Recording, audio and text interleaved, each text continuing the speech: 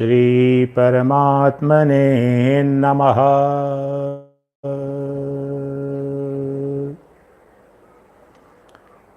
प्रिय दिव्यात्मन,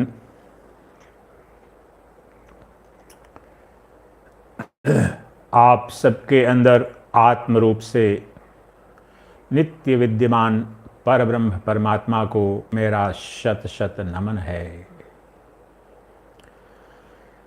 ईश्वरो गुरुरात्मेति मूर्तिभेद विभागिने व्योमवत् देहाय दक्षिणामूर्तये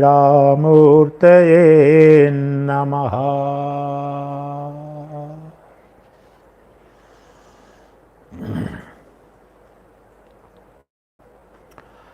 आज अष्टावक्र गीता के प्रथम अध्याय के 7वें श्लोक पर श्रवण मनन चिंतन निधिध्यासन और अनुभूति करेंगे।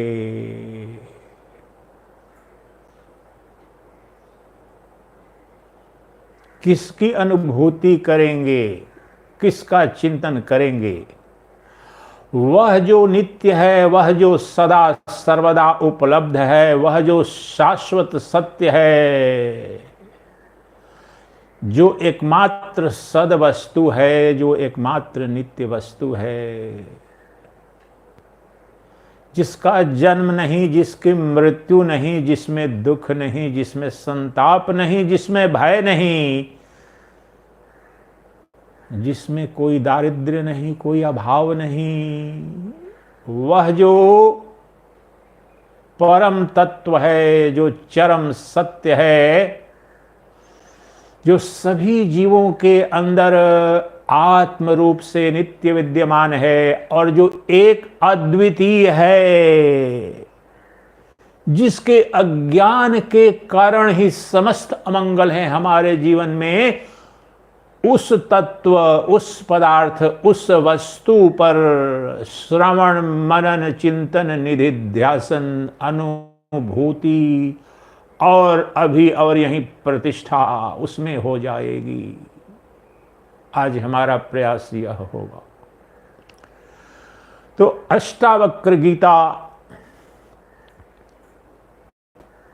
के पहले अध्याय का 7वां श्लोक, बस एक श्लोक आप सम्यक रूप से अपने जीवन में उतार लें। और उतार कैसे लेंगे? जब उसका बोध होगा कि वह तत्व, वह पदार्थ जो युग युग से खोज रहा हूं, ढूंढ रहा हूं, जिसे मिल जाने पर शास्त्रों में कहा गया है कि तुम नित्य तृप्त हो जाओगे, मुक्त हो जाओगे, वह तत्व, वह वस्तु, वह पदार्थ जो हमारा चरम अभिष्ट है, वह क्या है? उसमें प्रतिष्ठित होने में, उसके बोध में समस्या क्या है? समस्या बस एक है और समाधान भी बस एक है। महर्षि अष्टावक्र का उद्घोष है।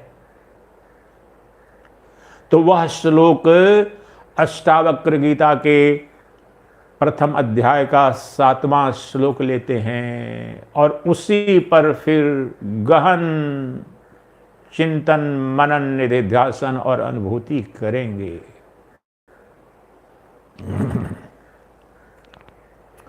महर्षि अष्टावक्र कहते हैं,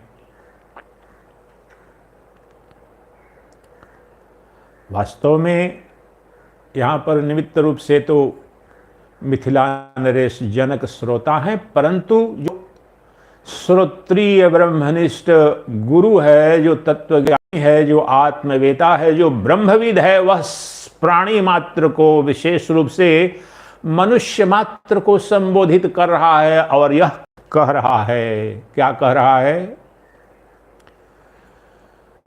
एको द्रष्टासि सर्वस्य मुक्त प्रायोसि सर्वदा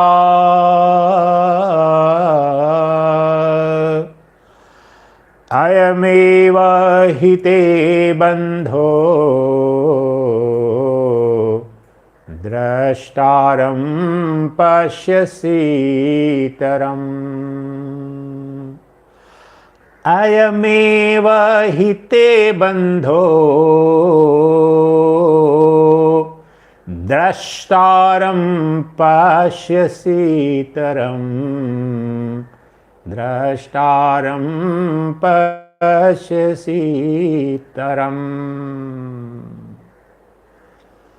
हे पुत्र, तुम एक अद्वितीय,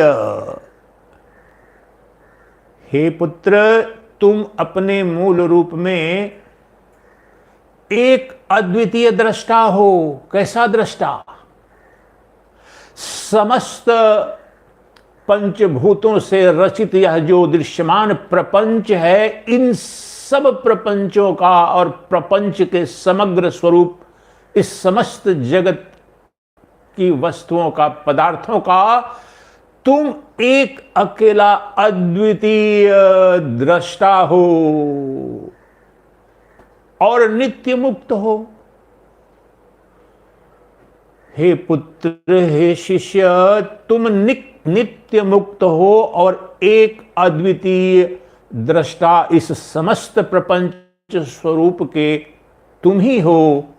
लेकिन तुम्हारी समस्या यह है, ध्यान दीजिएगा, तुम्हारी समस्या बस इतनी है कि तुम अपने को दृष्टा न मान करके दृश्य मानते हो। यही तुम्हारी समस्या है, यही तुम्हारा बंधन है, यही तुम्हारा अज्ञान है, यही तुम्हारे समस्त अमंगल, समस्त दुख, समस्त कष्ट, समस्त भव रोग की जड़ है।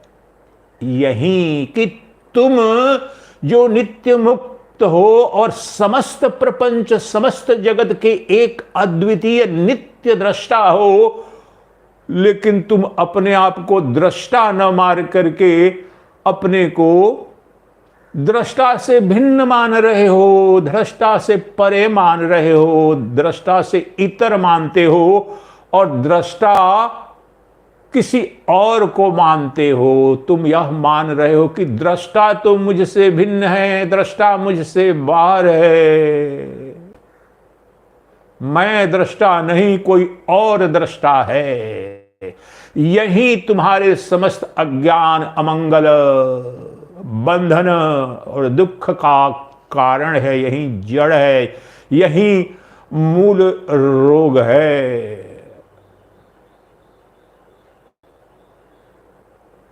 समग्र अद्वैत वेदांत इस एक श्लोक में रख दिया श्रोत्रिय ब्रह्मनिष्ठ गुरु ने।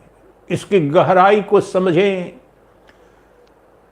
शब्दों का अर्थ शायद न समझ पा रहे होंगे, क्योंकि इसके सिवाय कुछ जानना नहीं है। यहां जब कह रहे हैं महर्षि अष्टावक्र कि तुम समस्त प्रपंच जगत के एक अद्वितीय दृष्टा मात्र हो और तुम नित्य मुक्त हो, लेकिन तुम अपने को दृष्टा न मान करके किसी और को दृष्टा मानते हो, दृष्टा को अपने से भिन्न, अपने से बाहर मानते हो। तो अपने को क्या मानते हो? कहना क्या चाह रहे हैं? तुम अपने को दृश्य मानते हो, यह तुम्हारी समस्या है और वास्तव में तुम दृष्टा हो। यहां पर जो अद्वैत वेदांत के विद्यार्थी नहीं हैं तो उनको समस्या थोड़ी हो रही होगी। ये लग रहा होगा कि ये दृष्टा क्या है, ये दृश्य क्या है। दृष्टा अर्थात ब्रह्म, दृश्य अर्थात माया, दृष्टा अर्थात सत्य, दृश्य अर्थात मिथ्या, दृष्टा अर्थात पुरुष, दृश्य अर्थात प्रकृति, दृष्टा अर्थात चेतन, मैं, मेरा मैं, तुम्हारा मैं, दृष्टा अर्थात नित्य उपलब्ध चेतन, दृश्य अर्थात जड़, दृष्टा अर्थात सत्य, मूल वस्तु, दृश्य अर्थात कल्पना, दृष्टा अर्थात आधार अधिष्ठान, दृश्य अर्थात अध्यास, दृष्टा अर्थात कारण और दृश्य अर्थात कार्य। तुम कारण हो, तुम अधिष्ठान हो, तुम सद वस्तु हो, तुम ब्रह्म हो, तुम माया नहीं हो, तुम दृष्टा हो, तुम दृश्य नहीं हो। और तुमने अपने को दृश्य मान करके अपना समस्त अमंगल स्वतः सृजित कर लिया है। तुम्हारे अमंगल के लिए कोई और जिम्मेदार नहीं है। तुम्हारा यह जो भ्रम है, तुम्हारी यह जो अविद्या है, तुम्हारा यह जो अज्ञान है कि जो दृष्टा स्वरूप जो ब्रह्म है, जो सच्चिदानंद घन है, जो परमात्मा है, वो मैं नहीं, मुझसे बाहर कोई अन्य है, कोई मुझसे इतर कोई परमात्मा, कोई तत्व है।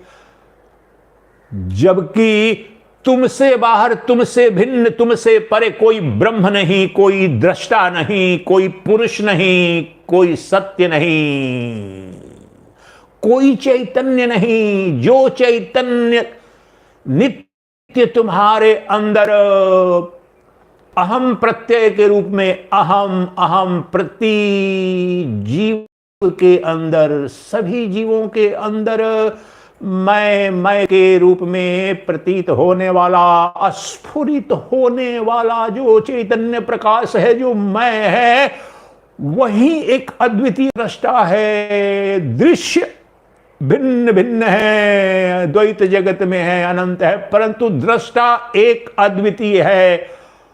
और दृश्य में बंधन है, दृष्टा नित्य मुक्त है। तू सदा सर्वदा सर्वथा तू मुक्त है। परंतु जो बंधन युक्त है, जो अज्ञान युक्त है, जो कल्पना मात्र है, जो प्रकृति मात्र है, जो स्वप्नवत है, उसको तुमने मान लिया है कि मैं यह हूं। कितना सरल है, कितना सहज है, लेकिन इसकी गहराई को समझो। इसी की निवृत्ति करनी है। जो हो नहीं उसे तुमने अपने को मान लिया है, और जो हो तुम वास्तव में, उसमें न दुख है, न सुख है, न बंधन है, न मोक्ष है। वह नित्य मुक्त तत्व है। और अभी और यहीं वह चैतन्य तत्व जो सर्वसाक्षी, सर्व प्रकाशक, सर्वद्रष्टा है, वह जो आत्म सत्ता है मेरे अंदर, मैं के रूप में, वह तुम्हारा अपना परिचय है, वह तुम्हारा अपना व्यक्तित्व है, वह तुम्हारा सत्य है। परंतु इसके विपरीत तुम वह चैतन्य ना मान करके अपने को जड़, अर्थात इसको और थोड़ा सरल करते हैं, अब तुम अपने को कहना यह चाह रहे हैं कि तुम्हारी समस्त अविद्या, अमंगल, बंधन, अज्ञान का कारण यह है कि तुम जो शरीरी हो, अर्थात जो प्रत्येक शरीर के अंदर जो उसका अधिष्ठान है, उसका प्रकाशक स्वरूप जो शरीरी है, अपने को शरीरी न मान करके शरीर मान रहे हो। और तुम सोचते हो शरीरी तो कोई और है, वह जो शरीरी, वह जो परम तत्व, वह जो परमात्मा, वह ब्रह्म, मुझसे भिन्न, मुझसे बाहर, मुझसे अलग, मुझसे इतर कोई तत्व है। इसलिए प्रत्येक धर्म में मूल रूप से आप देखो जो प्रार्थना होती है तो किसी बाह्य तत्व की प्रार्थना हो रही है, क्योंकि अज्ञान में तो यही लगता है कि मैं तो क्षुद्र क्षणभंगुर शरीरधारी हूं, और हे प्रभु वो जो परमात्मा कोई अन्य लोक में, अन्य काल में बैठा हुआ है। और बहुत बार आपने देखा होगा, मैं जो मुझे किसी ने बताया नहीं, लेकिन गहराई में मैं जब अनुसंधान करता हूं तो ये मुद्रा मेरी यह होती है। इसका तात्पर्य यह है, यही जो अष्टावक्र गीता में जो कह रहे हैं महर्षि अष्टावक्र, कि अभी यहीं सदा सर्वदा जो नित्य मुक्त, सर्वथा सर्वदा समस्त प्रपंच का जो दृष्टा है, जो देखने वाला है, अनुभोक्ता है, बोध करने वाला है, वह तुम हो। लेकिन तुमने दृश्य मान लिया है, और दृश्य ये शरीर। हम सबका व्यवहारिक अर्थ में आइए हम क्या अनुभव करते हैं? हम सबने अपना परिचय, अपना व्यक्तित्व क्या मान रखा है?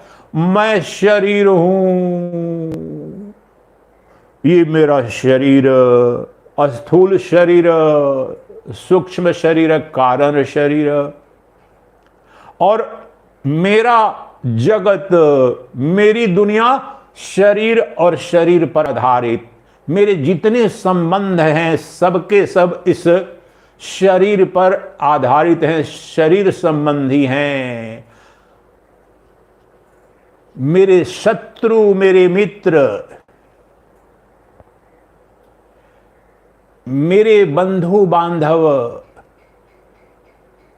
जो कुछ भी हमने तय किया है कि यह मेरा है, यह मेरा नहीं है, सबके सब शरीर के हैं धर्म,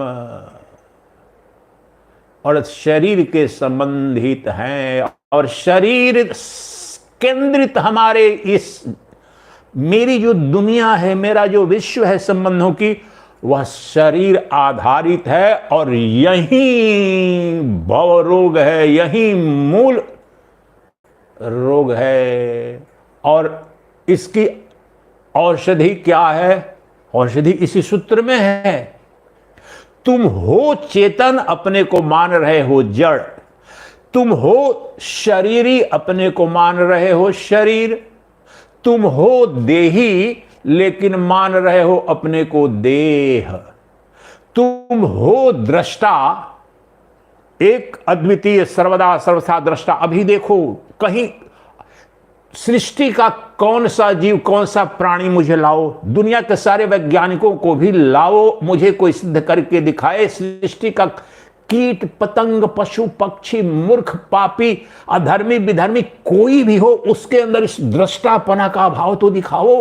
वह दृष्टा तत्व ही एक अद्वितीय वेदांत वेद्य निर्गुण निराकार ब्रह्म है। उसका अपने मूल रूप में न जन्म है, न मृत्यु है, न दुख है, न पश्चाताप है, न भाव है। वह संपूर्ण आनंद, प्रेम, सौंदर्य का अधिष्ठान है। वह एकमात्र सदवस्तु है जो अभी और यहीं और सदा और सर्वदा ये समस्त जगत की अनुभूति, जो प्रपंच की अनुभूति जब कह रहे हैं कि एक अद्वितीय समस्त प्रपंच के दृष्टा हो, अर्थात सबका बोध, सबका अनुभव कौन कर रहा है? इस जगत का बोध मैं कर रहा हूं। मेरा बोध कौन कर रहा है? जो मैं और मेरा है वह अदृश्य दृष्टा है। वह अदृश्य दृष्टा है, वही चेतन है, वही आत्मा है, वही साक्षी चैतन्य है, वही क्षेत्रज्ञ। योगेश्वर कृष्ण श्रीमद् भगवद गीता में जब कहते हैं क्षेत्रज्ञं चापि मां विद्धि सर्व क्षेत्रेषु भारत। हे अर्जुन, सभी जीवों में, सभी देहों के अंदर क्षेत्र अर्थात सभी देह, शरीर, सभी देहों के अंदर देही, सभी शरीरों के अंदर शरीरी, सभी अर्थात सभी क्षेत्रों में जो क्षेत्रज्ञ है, अर्थात जानने वाला, सर का प्रकाशक है, अनुभोक्ता जो है, बोध करने वाला है, वह कोई और नहीं, वह मैं हूं। ये योगेश्वर कृष्ण कर रहे हैं।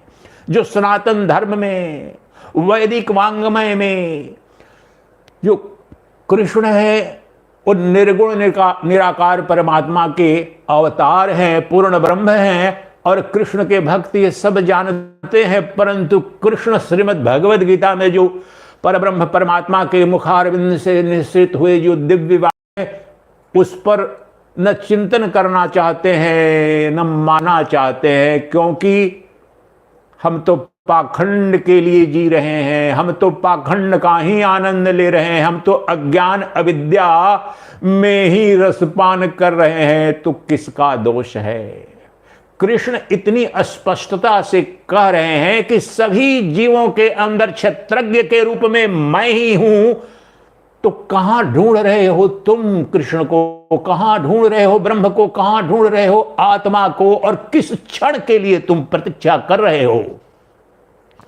कौन सा काल है जहां पर कृष्ण तुम्हारे अंदर वह जो दृष्टा के रूप में, क्षेत्रज्ञ के रूप में, आत्मा के रूप में अनुपस्थित थे, हैं या हो सकते हैं? और वह जीव दिखाओ, वह क्रिश्चियन, वह मुस्लिम, वह पशु, वह पक्षी, वह चाइनीज, वह रशियन, वह अमेरिकन, वह पुरुष, वह स्त्री, वह ब्राह्मण, वह क्षत्रिय, वह वैश्य, वह शूद्र, वह ब्रह्मचारी, वह गारहस्थ, वह वानप्रस्थ, वह भिक्षु, सन्यासी, दिखाओ जिसके अंदर इस तत्व का किसी क्षण मात्र के लिए भी अभाव है, लोप है।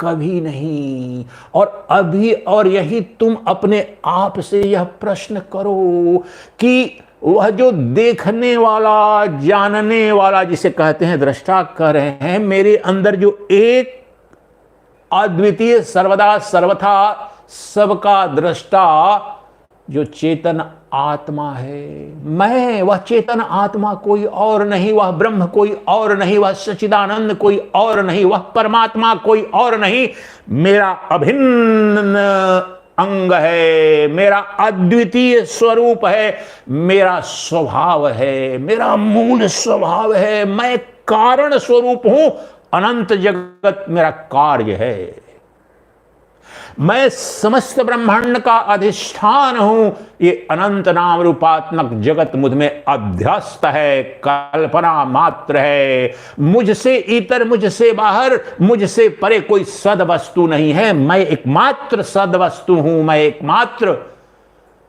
शाश्वत पदार्थ हूं, मैं एकमात्र तत्व हूं जो आनंद का, प्रेम का, सौंदर्य का अक्षय भंडार है, मुझसे परे, मुझसे बाहर, मुझसे इतर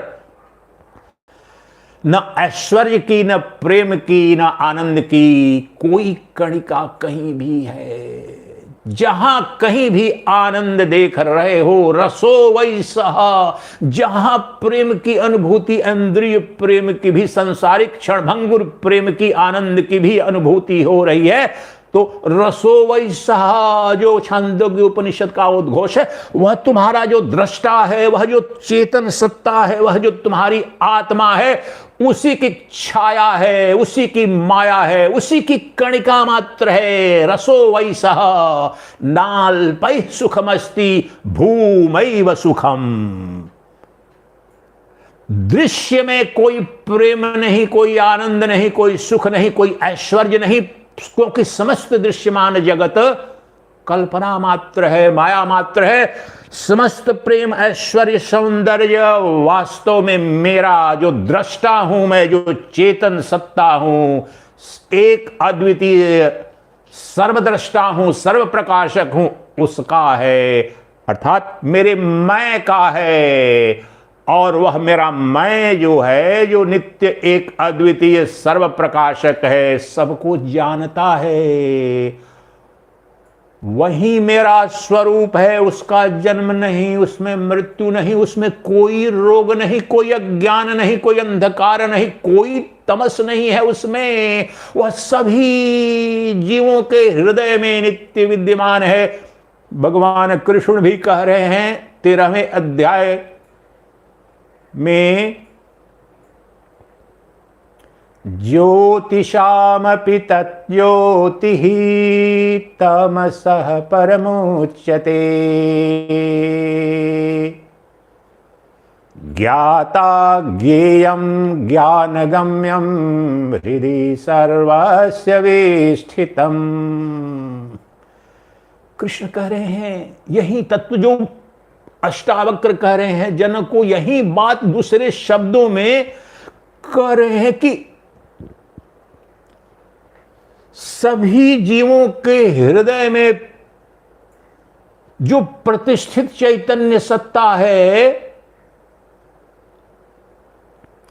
वह जो ज्ञाता है, क्षेत्रज्ञ है, जो सबको जानता है। अभी अष्टावक्र ने कहा एक सर्वदा सर्वथा देखने वाले जो तुम हो, वहां कृष्ण कह रहे हैं कि सभी ज्योतियों की ज्योति स्वरूप जो श्रेष्ठ ज्योति है वह एक अद्वितीय ज्योति ही परम तत्व है, और सभी जीवों के हृदय में ज्योतिषामपि तज्ज्योति ही तामसः परमुच्यते। उस ज्योति में कभी अंधकार नहीं है। इस जगत की जितनी भी भौतिक ज्योतियां हैं, अभी प्रवचन प्रारंभ किया, थोड़ी देर पहले ये विद्युत प्रकाश गया था, 5 मिनट बाद आ गया तो प्रारंभ किया। ये विद्युत प्रकाश, चंद्र प्रकाश, अग्नि प्रकाश, तारा प्रकाश सब आता है जाता है, परंतु मेरा जो चैतन्य प्रकाश है, जो मेरा दृष्टा प्रकाश है, जो ब्रह्म प्रकाश है, वह ना आता है न जाता है। मुझे दिखाए, सृष्टि का बड़ा से बड़ा वैज्ञानिक सारे नोबेल लॉरियट से जाकर के उसको सिद्ध करे कि तुम्हारे चैतन्य प्रकाश का अभाव दिखाओ। तुम कहेंगे, वेस्टर्न जो मॉडर्न साइंस से कहेगा सुषुप्ति में तो कुछ नहीं रहता है, वहां पर तो मेरा जागृत, मेरा प्रकाश, चैतन्य प्रकाश।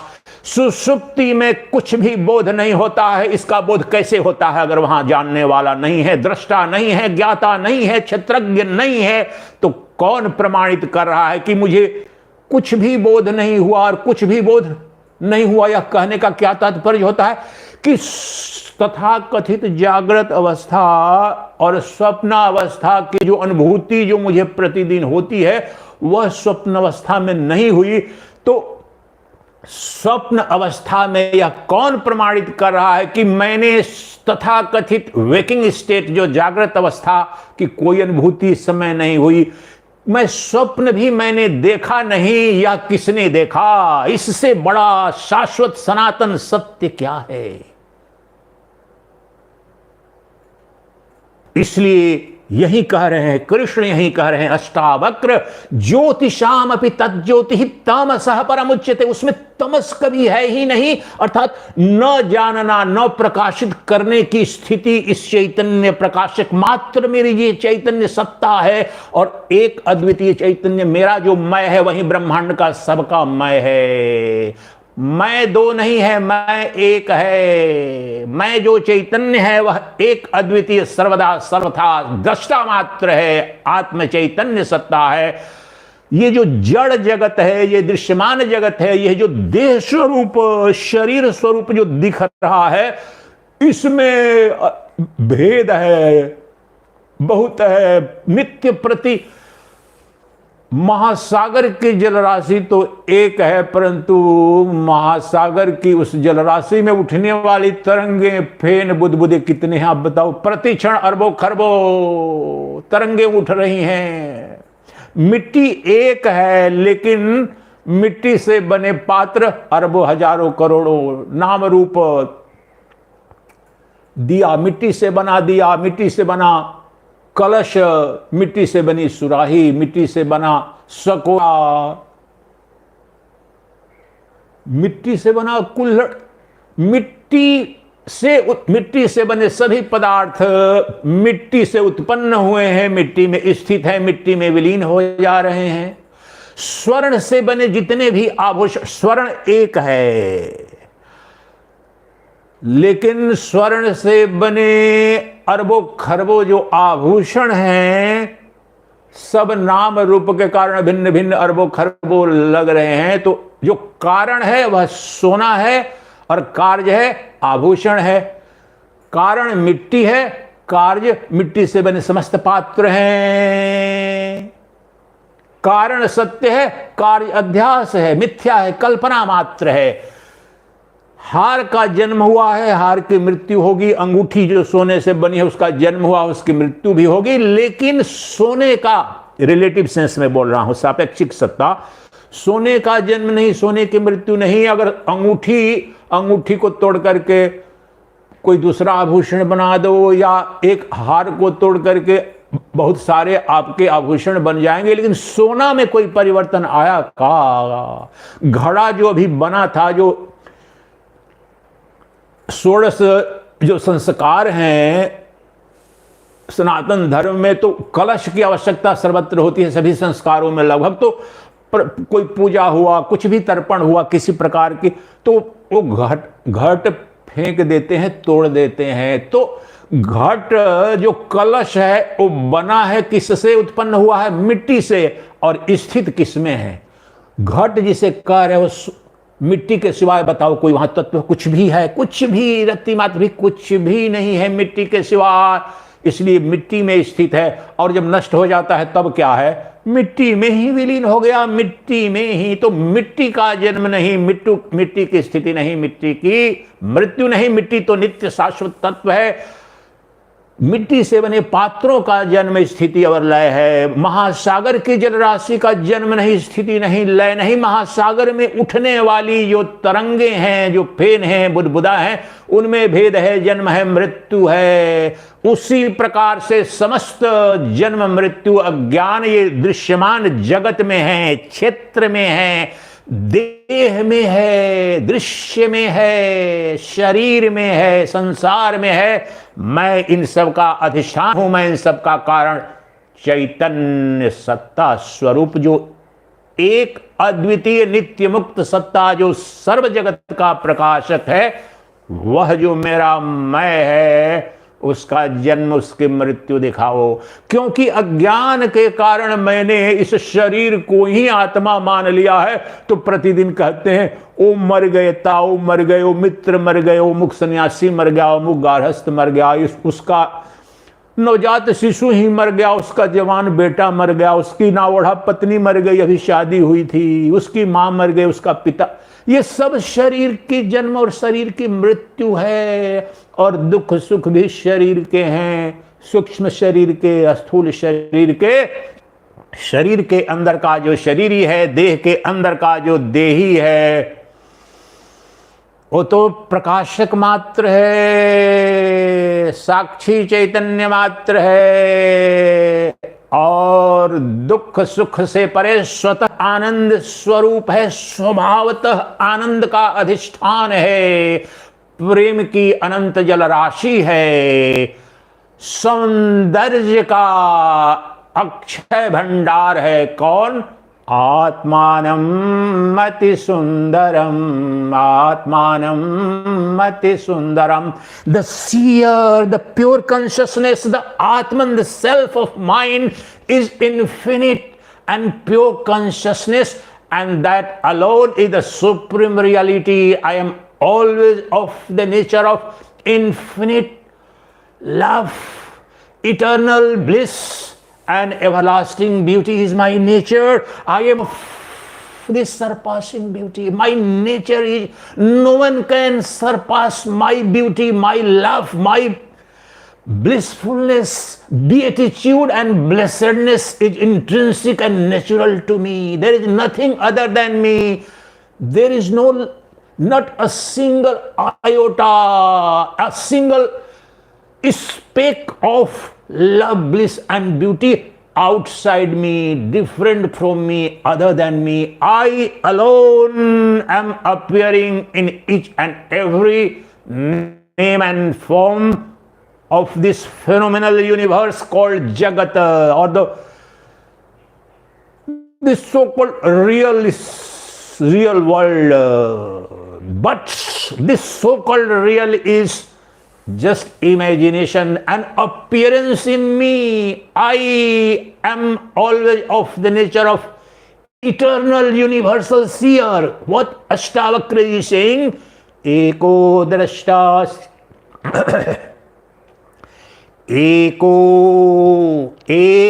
द्रष्टासि सर्वस्य मुक्त प्रायोसि सर्वदा.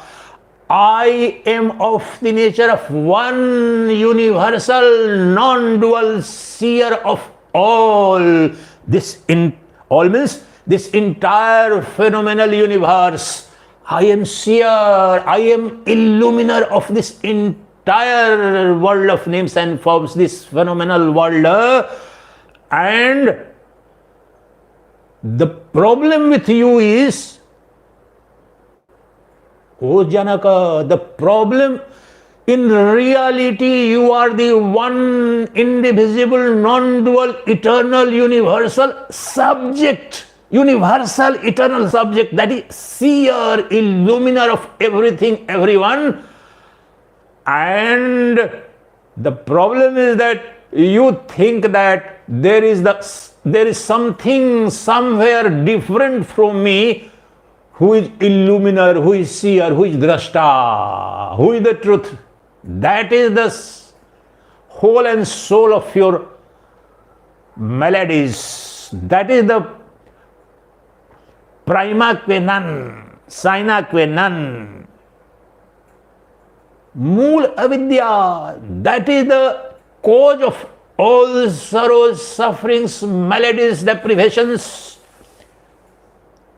The infinite chain of suffering you are being subjected to, that is only because of your misplaced identity. You have identified yourself with the body that is seen, whereas you are the seer, the illuminer within the body, the Atman. You are eternal Atman, not the body. Therefore, you are one indivisible illuminer, seer of the nature of pure consciousness.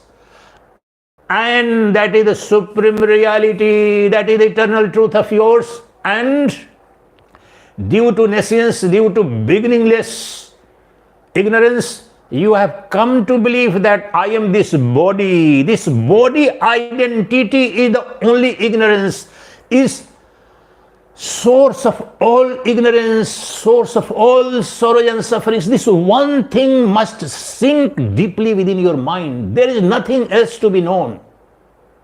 For realization of your true eternal immortal nature as Sacchidananda, you don't need to do anything or know anything. You just have to correct the misplaced identity, the wrong notion of your I-ness, the wrong notion of Brahmanhood. You think that the Brahman, the Paramatman, the Supreme Self, the Parameshwara is something, someone different from me, outside me, other than me. Right now, you dispel this ignorance and know for sure that there is no other Brahman, no Paramatman, there is no supreme reality different from me, other than me, outside me. I alone am the one illuminer, substratum, seer of the entire universe, of the nature of pure consciousness, absolute awareness. And this entire world of names and forms is just an appearance in me, upon me, through me. This world comes and goes, but I am always ever present, everywhere, ever, in everything.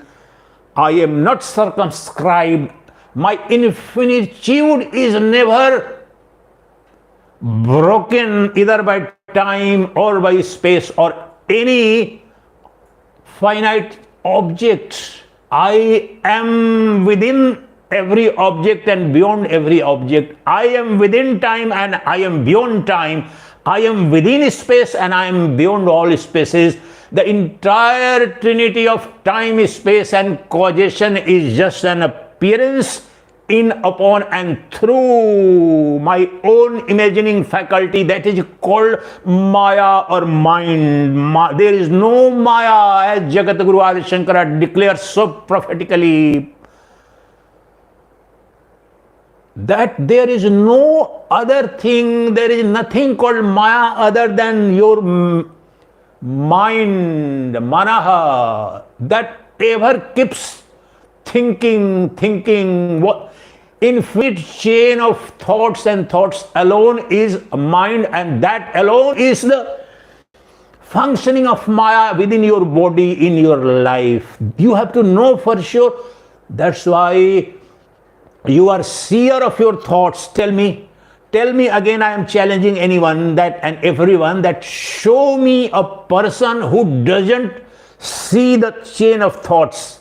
Bad thoughts, good thoughts, pleasant thoughts, unpleasant thoughts, sinful thoughts, virtuous thoughts, vicious thoughts, righteous thoughts. I am ever conscious of right and wrong, good and bad, pleasant and unpleasant thoughts in my mind. I am seer, I am one illuminer. Therefore, I can't be identified with this infinite chain of mind. So I am different from mind, and I am definitely different from this gross body, and the totality of the gross body is called this phenomenal universe. I am always separate, I am always different. Therefore, my infinitude, my eternity, my universality is self-proven, because I am self-effulgent, self-existing, sovereign reality. Right now, right here, the moment I dissociate and disidentify myself with this body consciousness, I am eternal, ever free, universal, immortal reality. There is nowhere any birth or death. There is no disease or affliction anywhere. There is no deprivation. There is no fear in my true nature. All fear, all insecurity, all birth, death, disease, affliction, all sorrows and sufferings belong to that which I am not. That is the seen, दृश्यमान जगत, जड़, जो जड़ जगत है, जो काल्पनिक है, जो असत्य है, जो दृश्यमान हो रहा है, दृश्य नित्य प्रति परिवर्तित हो रहा है, लेकिन मेरा एक अद्वितीय दृष्टा में क्या परिवर्तन आ रहा है? मैं नित्य दृष्टा मात्र हूं, प्रकाशो में निजम रूपम नातिरिक्तो। मैं प्रकाश के सिवाय कुछ भी नहीं हूं, मैं प्रकाश मात्र हूं। वही तो दृष्टा तत्व है, वही तो आत्म तत्व है, वही तो सच्चिदानंद घन स्वरूप है। देह तादात्म्य के कारण उसे आत्मा कहते हैं, जीवात्मा कहते हैं। देह तादात्म्य को छिन्न भिन्न कर दो संकल्प से, ज्ञान से, इस बोध से। तलवार से, बम से नहीं करना है। सारी बम भी, सारे अणु परमाणु बम मिल करके भी इस अज्ञान से, अविद्या से सृजित यह जो तदात्म्य, इसको छिन्न भिन्न नहीं कर सकते हैं। इससे तो ज्ञान की तलवार से ही तुम काट सकते हो, यह जान करके कि जो दृष्टा है वह मैं हूं, और जो दृष्टा है एकमात्र नित्य तत्व है। वेदांत दर्शन में सत्य की परिभाषा क्या है? What has been defined, Sat is a technical defined term in Vedanta philosophy, and truth, Sat, is defined as that which is eternal and immutable is Sat. That is Sacchidananda. That is the supreme truth. And I am telling and trying to convince you that my Atman, the ever-present seer, the knower, the experiencer, the perceiver within is my Atman, and that Atman is the Atman of the entire universe. The seer within me is the seer of the entire universe. The perceiver in me is the perceiver of the entire universe. The difference is because of my identity with this body. The moment I break free from this body identity, I am ever free, I am ever present.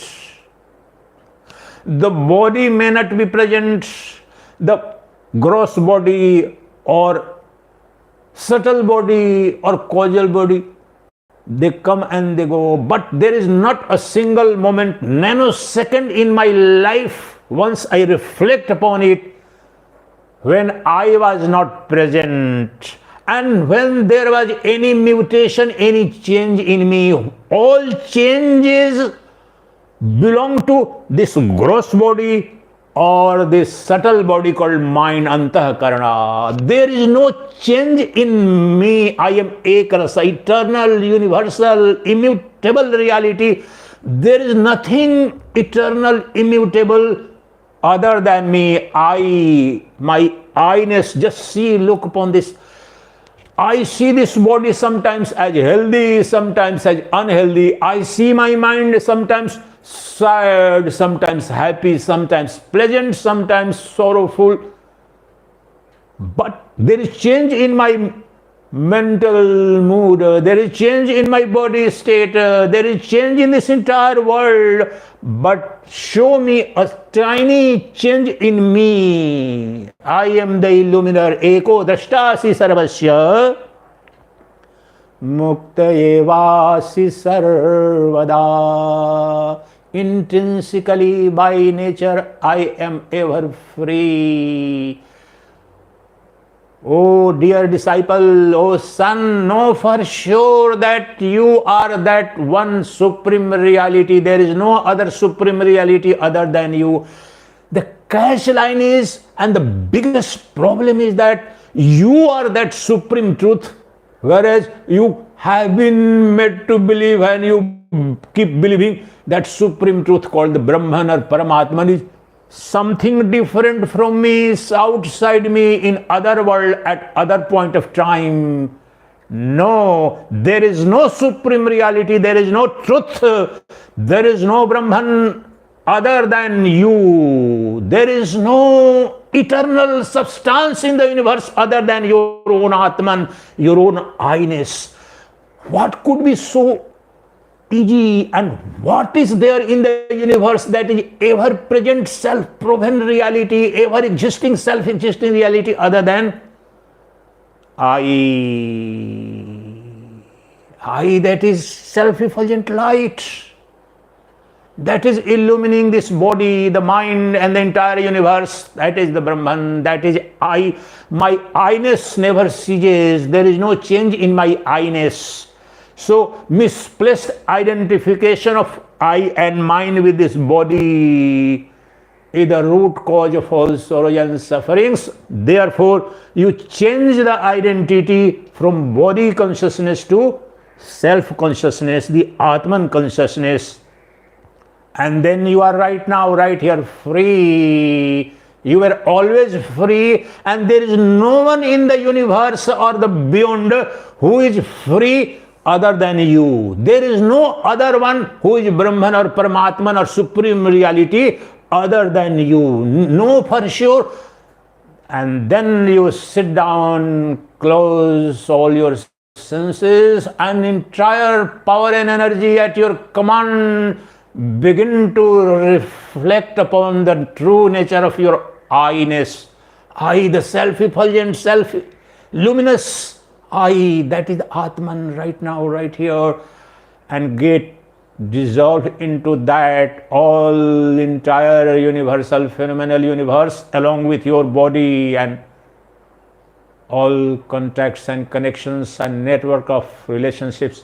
They all dissolve, and whatever remains is nothing other than Sacchidananda, Parabrahma, Paramatmana.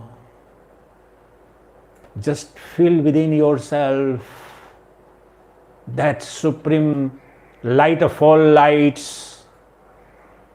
That alone is called Shiva. That alone, as Lord Krishna declaring, is the supreme reality. Krishna alone is present as the Atman of every Jiva.